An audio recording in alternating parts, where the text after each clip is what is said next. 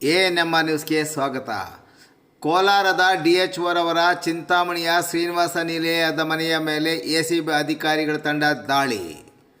ಅಕ್ರಮ ಆಸ್ತಿ ಸಂಪಾದನೆ ಆರೋಪದ ಮೇಲೆ ಭ್ರಷ್ಟಾಚಾರ ನಿಗ್ರಹ ದಳ ಏಕಕಾಲದಲ್ಲಿ ರಾಜ್ಯದ ಹಲವಾರು ಕಡೆಗಳಲ್ಲಿ ಸರ್ಕಾರಿ ಅಧಿಕಾರಿಗಳ ಮನೆಗಳ ಮೇಲೆ ದಾಳಿ ನಡೆಸಿದ್ದು, ಕೋಲಾರದ DHOರವರ ಮನೆ ಮತ್ತು ಅವರ ಇತರೆ ಸ್ಥಳಗಳ ಆಸ್ತಿಗಳ ಮೇಲೆ ದಾಳಿ ನಡೆಸಿದ ತಂಡ ಇಂದು ಬೆಳಗ್ಗೆ ಚಿಂತಾಮಣಿ ನಗರದ ಅವರ ಮೂಲ ನಿವಾಸದ ಮೇಲೆಯೂ ದಾಳಿ ನಡೆಸಿದ್ದಾರೆ.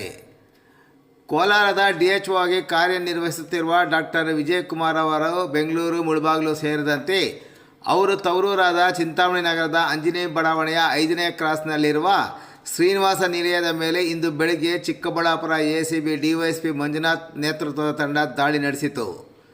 ಸದರಿ ಮನೆಯಲ್ಲಿ ಡಾಕ್ಟರ್ ವಿಜಯಕುಮಾರ್ ಅವರ ತಂದೆ ಇದ್ದ ಮನೆಯಲ್ಲಿ ಅವರ ತಮ್ಮ ವಾಸವಾಗಿದ್ದು, ಅಧಿಕಾರಿಗಳ ತಂಡ ಅವರ ಮನೆಯನ್ನು ತಪಾಸಣೆ ನಡೆಸಿದ ನಂತರ ಮನೆಯಲ್ಲಿದ್ದ ತಮ್ಮ ಮತ್ತು ತಮ್ಮನ ಪತ್ನಿಯ ವಿಚಾರಣೆಯನ್ನು ಮಧ್ಯಾಹ್ನದವರೆಗೂ ನಡೆಸಿದ್ದು, ಇಲ್ಲಿ ಅಂತಹ ದಾಖಲೆಗಳು ಏನೂ ಸಿಗದೇ ಇರುವುದರಿಂದ ಎಸಿಬಿ ತಂಡದ ಅಧಿಕಾರಿಗಳು ಮತ್ತೆ ವಾಪಸ್ ತಳ್ಳಿದ್ದಾರೆ ಎನ್ನಲಾಗಿದೆ.